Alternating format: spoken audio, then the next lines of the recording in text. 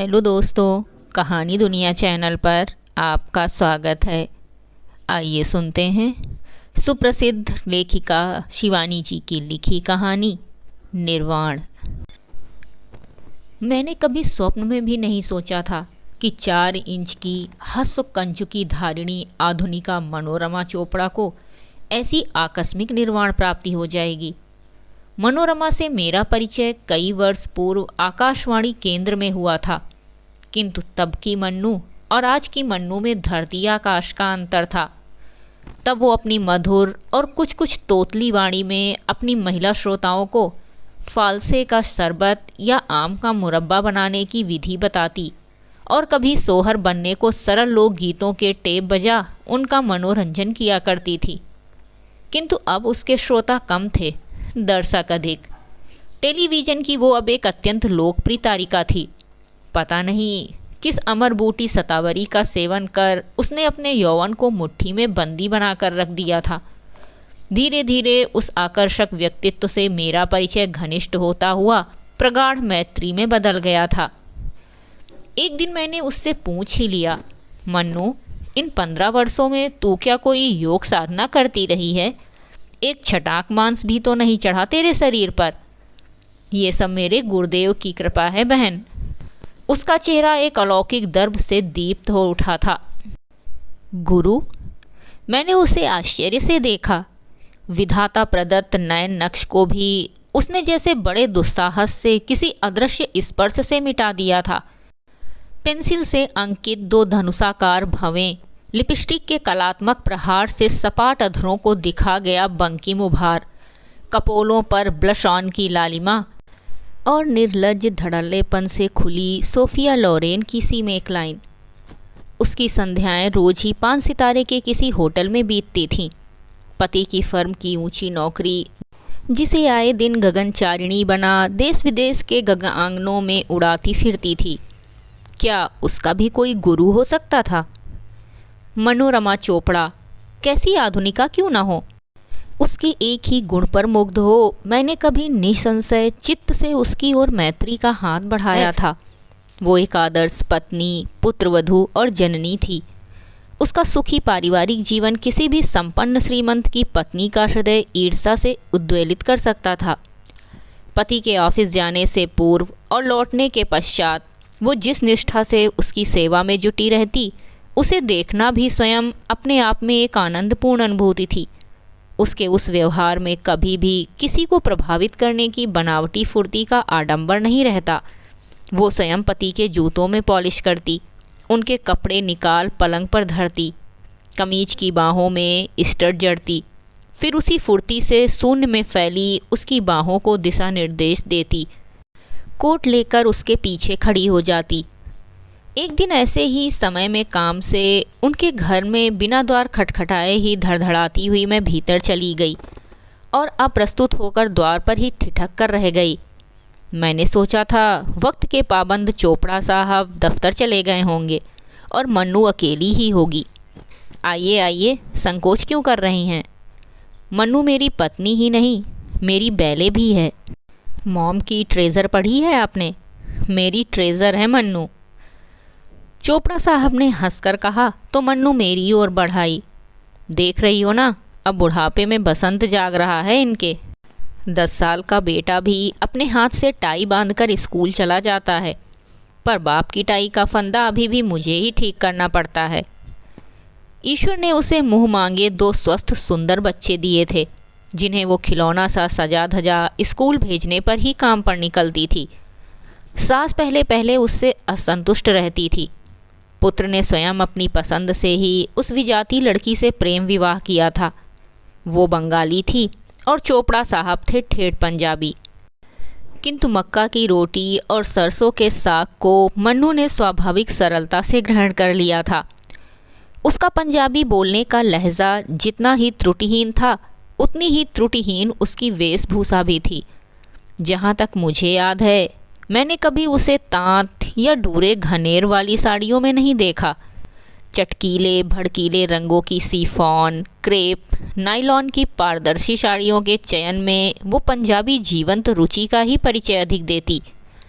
कभी कभी अपनी प्रथुल वेणी को एलोकेशी जूड़े में संवार वो एक आध गुलाब खोस लेती तो चोपड़ा साहब हंसकर उसे छेड़ने लगते। देखो ना, आज इन्हें अपने सोनार बांग्ला की याद हो आई है। पर कुछ भी कहो मन्नू, जूड़ा अब तुम्हें सूट नहीं करता। फिर एक दिन वो स्वेच्छा से ही जूड़े का भी आमूल विध्वंस कराई। अब उसके कटे केस गुच्छ रेशमी गुच्छे से कंधे तक झूलते उसके व्यक्तित्व को और आकर्षक बना रहे थे। कोई भी उसे देखकर नहीं कह सकता था कि वो बंगाली है। सास की सेवा में तो वो किसी भी आज्ञाकारिणी पुत्र वधू को पराजित कर सकती थी। मैं तुझे भी एक दिन अपने गुरुदेव के दर्शन कराऊंगी, उसने एक दिन मुझसे कहा तो मैंने हंसकर हाथ जोड़ दिए थे। माफ़ करना मन्नू, मेरी इन स्वामियों में कोई श्रद्धा नहीं है। मैं एकदम ही एग्नोस्टिक हूँ। ऐसी बात नहीं है, ईश्वर में मेरा दृढ़ विश्वास है, किंतु किसी साधु सा पहुँचे सिद्ध का अंधानुगमन मेरी प्रकृति के विरुद्ध है। किसी लब्ध प्रतिष्ठ स्वामी का सानिध्य मेरे या अन्य किसी के जीवन में मांगलिक परिवर्तन संगठित कर सकता है, या किसी गुरु का भ्रकुटी विलास अप्रसन्न होने पर किसी का अनिष्ट कर सकता है, ये सहसा मान लेने को मेरा चित्त प्रस्तुत नहीं होता।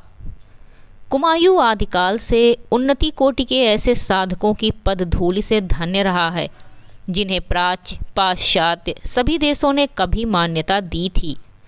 मैं अब भी अवसर पाते ही वर्षों पूर्व समाधिग्रस्त हुए एक ऐसे ही साधक की प्रस्तर मूर्ति के दर्शन करने जाती हूँ, और जब भी दर्शन कर लौटती हूँ लगता है अपार्थिव शरीर से ही उनके वरद हस्त का शीतल स्पर्श मुझे फूला सा हल्का बना गया है। किंतु इस फरेबी युग में ऐसे किसी सिद्ध का अस्तित्व मेरे संदेही मन को संकित ही अधिक करता है। इसी से जब कभी मन्नू ने मुझे अपने गुरुदेव के दर्शन के लिए आमंत्रित किया, मैं एक ना एक बहाना बना उससे घिस्सा देती रही थी। मुझे जैसे भय होता था कि उनके समक्ष उपस्थित होने पर कहीं उनके व्यक्तित्व के सम्मोहक प्रभाव में आकर मेरी विचारधारा परिवर्तित ना हो जाए। किंतु उस दिन मन्नू के निवास स्थान की एकदम विपरीत दिशा में जाने पर भी न जाने कौन सी शक्ति मुझे उसी ओर खींच ले गई। उनकी दर्शनीय कोठी की छटा मुझे सर्वदा ही नित्य नवीन लगती थी। कभी जयपुर के कारीगरों से बनवाया गया संगमरमरी कुंड, कभी किसी जादुई स्पर्श से उसी के बीच स्थापित की गई शिव मूर्ति, उनकी भव्य जटाओं के मध्य से निकलती फव्वारे की जलराशि मुझे आश्चर्यचकित कर देती थी। उधर दूसरे में अपनी इटली यात्रा के दौरान खरीद कर लाई गई वीनस की खंडित मूर्ति स्थापित कर चोपड़ा साहब ने अपनी सर्वथा मौलिक रुचि का मुझे विधिवत परिचय भी दे दिया था। देख रही हैं ना, एक ओर स्फुरण मौलिक कल्लोलिनी गंगा, दूसरी ओर वीनस की भुवन मोहिनी सुंदरता। प्राच्य प्रातीची का ये मिलन कैसा लगा आपको? हम किपलिंग की उक्ति में विश्वास नहीं करते थे, east is east and west is west. सचमुच ही चोपड़ा साहब का मौलिक प्रयोग गोल की सज्जा को एक अनोखी भव्यता से मंडित कर गया था। उस दिन भारी दक्षिणा देकर चोपड़ा साहब एक से एक चुस्त सुंदरी किशोरियों को न जाने किस रत्न गर्भा खान से बटोर लाते। मैं कई बार उनकी इन दावतों की कर्ण कटु आलोचना भी सुन चुकी थी। अतिथियों को आसों का ही नहीं, सौंदर्य का भी मादक घूंट पिला पिलाकर ही तो इस अल्प अवधि में वे इस विख्यात फर्म के जनरल मैनेजर के पद पर आरूढ़ हो गए हैं। लोग कहते तो मुझे बड़ा दुख होता। ये ठीक था कि उनके अतिथि साधारण तबके के नहीं होते थे। मंत्री, उनके आत्मीय सचिव, उद्योगपति, राजदूत एक से एक राजसी अतिथि निमंत्रण बड़ी ललक से ही स्वीकार किया करते थे। वो आकर्षण साकी का था, जाम का या उदार मेजबान की मैत्री का, ये मैं कभी समझ नहीं पाई। उस दिन मैं पहुंची तो बरसाती से लेकर बाहर तक रंग बिरंगी कारों की कतार देख ठिठक कर खड़ी रह गई। तभी न जाने किस काम से मन्नू निकली और मुझे देखते ही भागकर मुझसे लिपट गई। ओह, तू स्वयं आ गई। मैं जानती थी एक दिन ऐसा ही होगा। भाव विभोर होकर वो मुझे हाथ पकड़कर भीतर खींच ले गई। पहले मैं समझ ही नहीं पाई, पर कमरे में पैर रखते ही सब स्पष्ट हो गया। जहाँ दीवान, सोफ़ा, रेशमी गद्दियों, रा सिल्क के पर्दों के बीच अपूर्व नग्न मूर्तियों का जमघट रहता था, वहाँ सब कुछ तिरोहित हो फर्श पर दूधिया चांदनी बिछी थी। एक ओर था छोटा सा कुशासन और बीच में धरी उनके गुरुदेव की बड़ी सी तस्वीर के सामने अगरबत्तियों के गुच्छे का गुच्छा जलता पूरे कमरे को अपनी लच्छेदार धूम्र रेखा से सुवासित कर रहा था। कमरे में तिल धरने की भी जगह नहीं थी। एक से एक समृद्ध अतिथि सहमी मुद्रा में नतमस्तक बैठे गुरुदेव की प्रतीक्षा कर रहे थे। कौन कह सकता था कि ये वे परिचित चेहरे थे जिन्हें मैं कुछ दिन पूर्व एक सुप्रख्यात होटल में दिए गए विवाह भोज में इस्तांबुल की नग्न प्राय कैबरे नर्तकी की चिपकी देह पर निर्लज्जता से आंखों आंखों में लार टपकाते देख चुकी थी। कमरे में तानपूरे और तबले की जोड़ियों के बीच बैठी आकाशवाणी की कई परिचित नायिकाओं को मैं पहचान स्मित का अभिवादन दे रही थी कि दूसरी ओर बैठी अपनी साहित्यिक बिरादरी के व्यंग्यात्मक स्मित से सहम गई। उस तिर्यक स्मित में किसी बादशाह के हरम में सहसा अनधिकार प्रवेश पा गई। किसी सौत के प्रति प्रदर्शित कई जोड़ा प्रतिष्ठित आँखों की अवज्ञा मिश्रित सौतिया डाह की सी दहक थी। सहम कर मैंने आंखें फेर लीं और सक पकाकर बैठ गई। सहसा गुरुदेव का पदार्पण हुआ।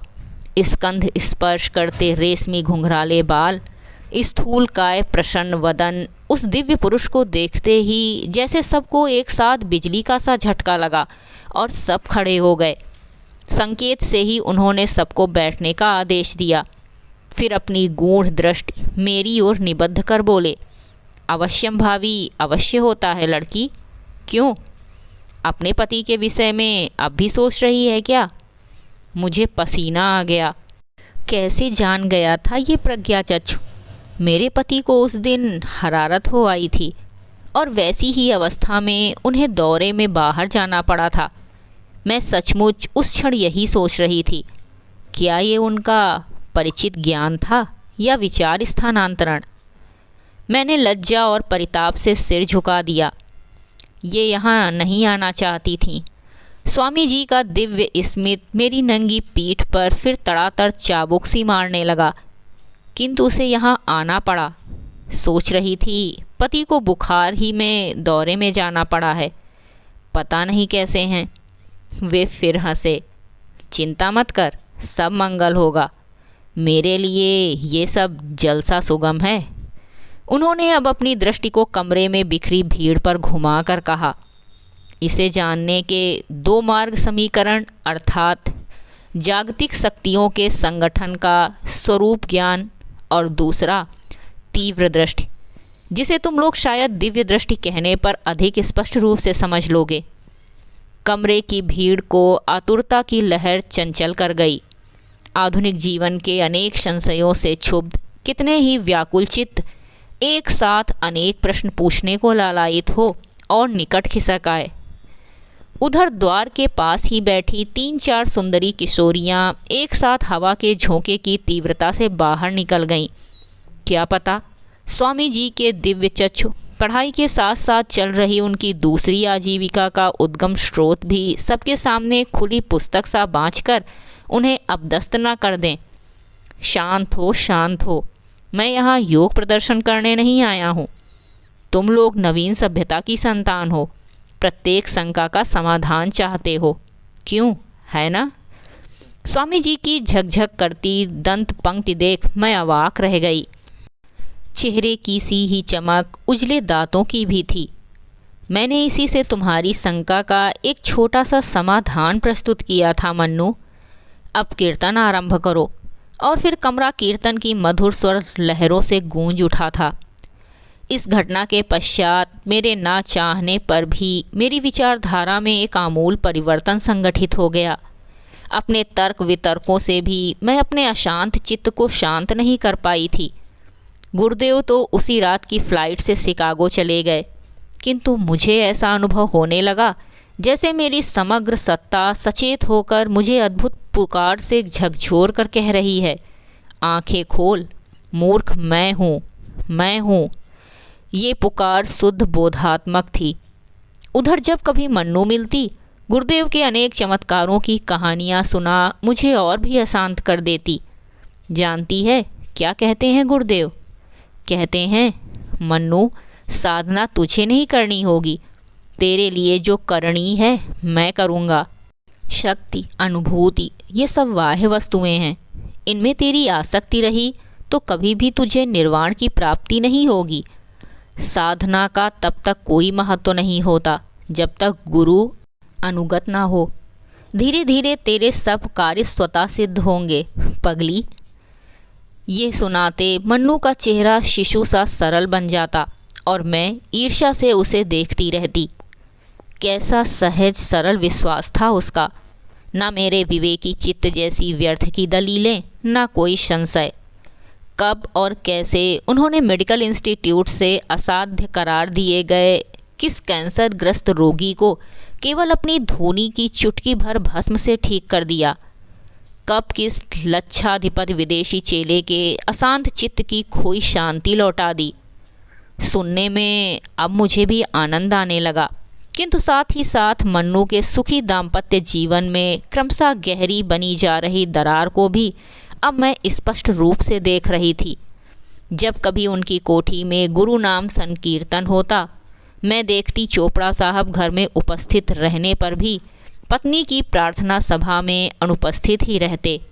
यही नहीं, एक दो बार मेरे ही सामने इसी प्रसंग को लेकर दोनों बड़ी बुरी तरह उलझ पड़े थे और मैं अप्रस्तुत होकर बाहर खिसक आई थी। फिर मुझे अपने पति की बीमारी के कारण सुदीर्घ अवधि तक पहाड़ पर रहना पड़ा। जब लौटी तो मनोरमा चोपड़ा निर्वाण प्राप्त कर चुकी थी।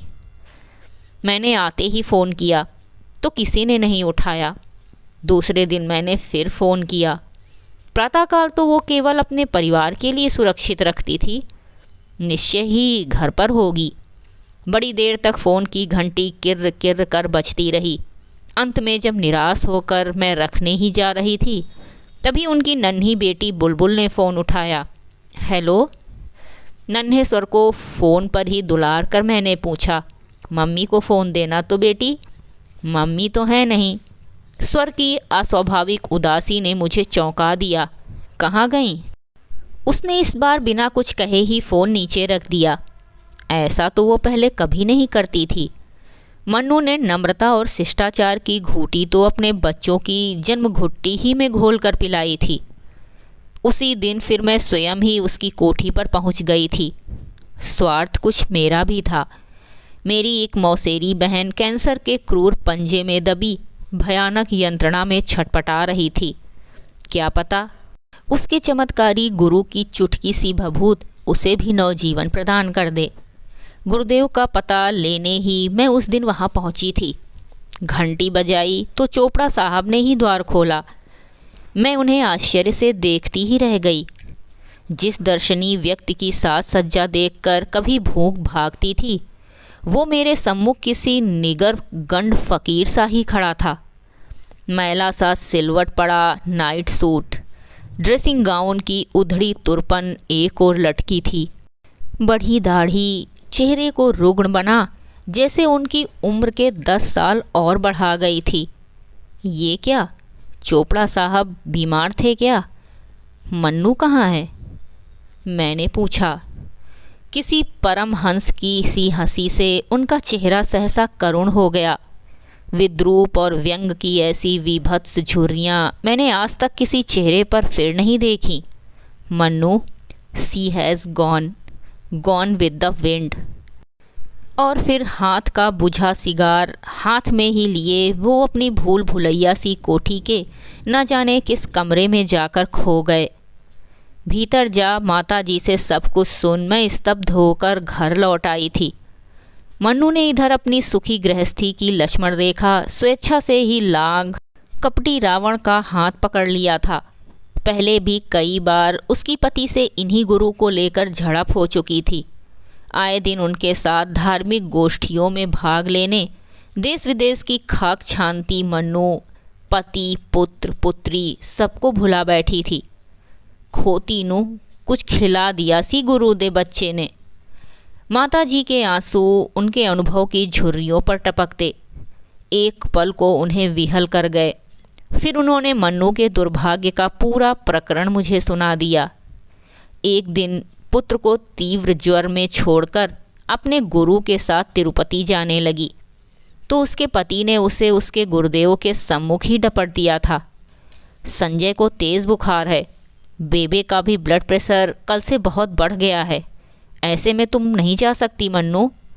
मन ही मन क्रोध से जला भुना जा रहा था, पर स्वर था एकदम शांत। पर उस मत्था साड़ी के सिर पर तो गुरु का जादू चढ़कर बोल रहा था, नहीं मैं जा रही हूँ, गुरु मेरे साथ हैं, संजय का कोई अनिष्ट नहीं हो सकता, मैं उसे भभूत लगा जाऊंगी। मन्नू, इस बार पति का पौरुष उसके कंठ स्वर में तीव्र होकर गूंज उठा था। तुम बिल्कुल नहीं जाओगी, अगर गई तो फिर दरवाजे तुम्हारे लिए लाख खटखटाने पर भी कभी नहीं खुलेंगे, सोच लो। माताजी ने लपक कर द्वार की ओर बढ़ रही बहू को बाहों में भर लिया था। मत जा बेटी, अरे इसका गुस्सा बड़ा बेढंग है, मैंने तो इसे गर्भ में रखा है मन्नू, जो कहेगा वो करके रहेगा। महाराज आप ही समझाइए इसे।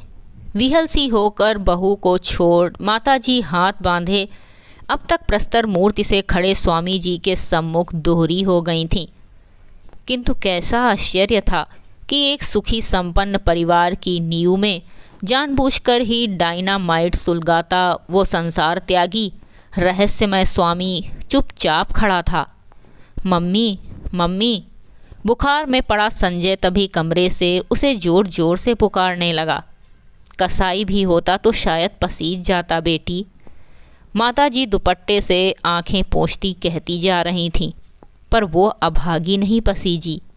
मैंने रोकर हाथ पकड़ लिया, पर उसने झटका देकर छुड़ा लिया और तेजी से बाहर निकल गई। बाहर स्वामी जी की कार खड़ी थी। दोनों कब बैठे और कब गए फिर हम जान भी नहीं पाए। शायद उसी के साथ साथ हम पर भी कुछ मूड चला गया था अभागा। फिर उसका वो सर्वनाशी पत्र एक दिन किसी घातक भूकंपी धक्के के आकस्मिक प्रहार से उसकी गृहस्थी के बचे खुचे खंडहर को भी भर भरा कर भूमिसात कर गया। आप लोग मेरा मोह छोड़ दें, मैंने गुरु कृपा से अपने जीवन का लक्ष्य पा लिया है। उसके बाद मुझे महीनों तक उसका कोई समाचार नहीं मिला। फिर एक दिन एक साथ ही देश के प्रमुख समाचार पत्रों ने उसके गुरुदेव की धज्जियां उड़ाकर रख दी। कभी इन्हीं अखबारों में उनके भक्त पत्रकारों ने उनकी प्रशंसा में कलम तोड़कर रख दी थी। आज वही लेखनी विमुख होकर उसके लिए आग उगल रही थी। उसकी तस्करी की कहानियाँ भोली भाली युवतियों को ही नहीं, अनेक सुशिक्षिता आधुनिकाओं को भी अपने सम्मोहन पास में बांधने का रंगीन विवरण, कई विदेशी चेले चपाटों की लूटपाट, उन्हें पथ का भिखारी बना देने का लेखा पढ़कर भी मुझे सब कुछ अधूरा सा ही लगा था, क्योंकि उनकी जिस शिष्या ने उन्हें दीक्षा की सबसे गहरी दक्षिणा दी थी, उस अभागिन का नाम मुझे कहीं ढूंढने पर भी नहीं मिला। ये थी शिवानी जी द्वारा लिखी कहानी निर्वाण। कहानी सुनने के लिए धन्यवाद।